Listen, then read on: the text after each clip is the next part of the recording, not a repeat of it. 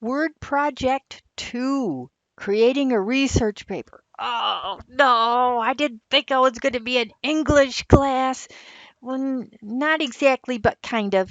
So you'll learn a few rules in here, but we'll leave all of that fancy stuff for English class. But we do have to do a couple of things as part of our learning about using Microsoft Word. Remember over here on the left-hand side, we're way down in the book where it's like, I don't know, it's a quarter of a way through the book. And remember about these three sets of blue edged pages, and we're in the second set. And the topic is creating a research paper. In this, if you if you want to quit right now, don't quit. It's okay. We'll be all right. Really. Uh, we're using MLA, which is Modern Language Association. Who cares? Format for our rules that we're going to learn for our paper. Most of the undergraduate, that means bachelor's degree and less, will use MLA format.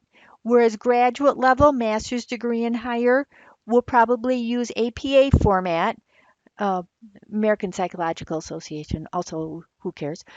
Uh, but if you're in, even at Mott in our 2-year programs, if you're in like nursing and social work and some of the social sciences, you'll use the APA format for your class. In this class, we're learning MLA. Oh dear, oh my, whatever shall I do? It's just that you choose a different button. That's all. And it will help you that way.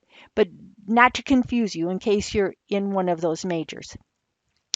We had used styles before, and so we're going to talk about modifying a style and changing line spacing from single space to double space and so on. Then about adding a header so you can put page numbers in to your document. Header goes, remember I talked about the margin, the part where you don't type? Well, now we're going to type in there. And it will come at the beginning of every page. The header, distinguished from the heading. Okay, the header is up in the margin in the place where you don't type. We'll also have a footer. I don't see it in here. Well, anyway, a footer, which is down at the bottom of every page, distinguished from a footnote, which is over here, which goes at the bottom of this page. Many students get those confused. That's why I make such a big deal about header versus heading and footer versus footnote.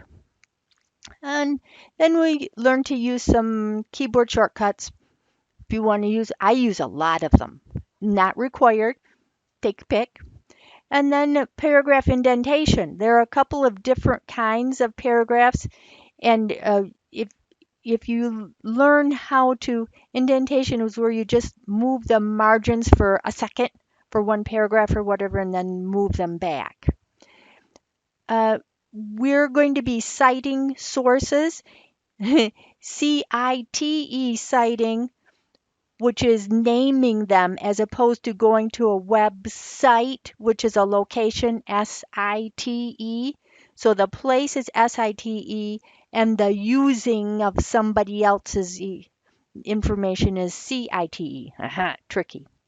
A footnote in a document will give you extra information about whatever the topic is up here. It shouldn't go in the paper, but you want to be sure to include it. More information.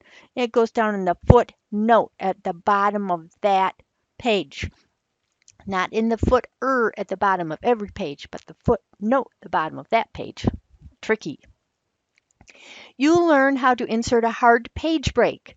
So you only got this much on the page, but you want to go to the next page. So you force the computer, not enter, enter, enter, enter, enter, enter, not like that. Just hop down to the new page and start over. Important skill to remember. At the end of an academic paper, you'll want some kind of a bibliographical list of sources. It might be called bibliography or works cited, and let the English teacher worry about that. You'll learn how to do that in Word, which is really convenient in Word. They set it all up for you, make it easy. And then search and replace text you might want to do, or use a thesaurus, which you remember gives me a synonym. It's another word that means almost like that, but I don't want that word. I want a different word. So if I type that word, the computer will give me some other words to choose from. And check grammar and spelling and do online research and so on. So that's what's up for this research paper. And what they'll have you do here is, I have to figure out how to get to the next page. There it is. Well, we're going to have to go 2 pages over. They talk to you about MLA and APA there. Here, page numbers, page numbers. There they are. It's because I have it zoomed in so much. That's why I'm having trouble seeing it. So here's what you're going to make.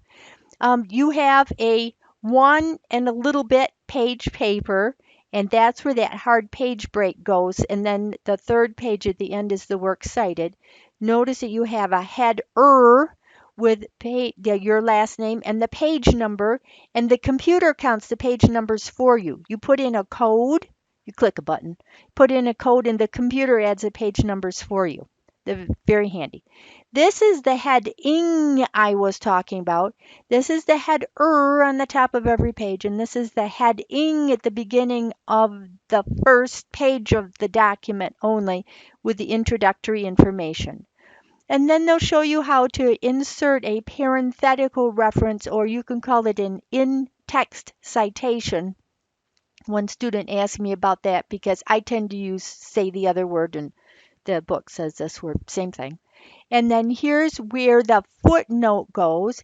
Part of it goes up in the text, and part of it goes down at the bottom of the page, and the computer does all this formatting for you. But it's important for you to let the computer do it. It will set it all up for you. Here's the second page, and there's another parenthetical citation. And then we did the hard page break, which is Control Enter. And then we came to the works cited page at the end, which has the list of sources we used in this document. And when I fill out the little, I'll call it a card, 3x5 card, because that's what I did 40 years ago when I was doing this by hand or typewriter. And that you fill out the little card of information about that source. And then not only will it make the works cited page, but when you use it as a citation in your document here, it will format it for you, and if you have to add a page number or something, but you just refer back to the little 3x5 card and it inserts it for you automatically. It's very convenient. So that's what you're going to make here in this assignment. Don't get bogged down by thinking English class, English class. It'll be okay, honest. It'll be all right.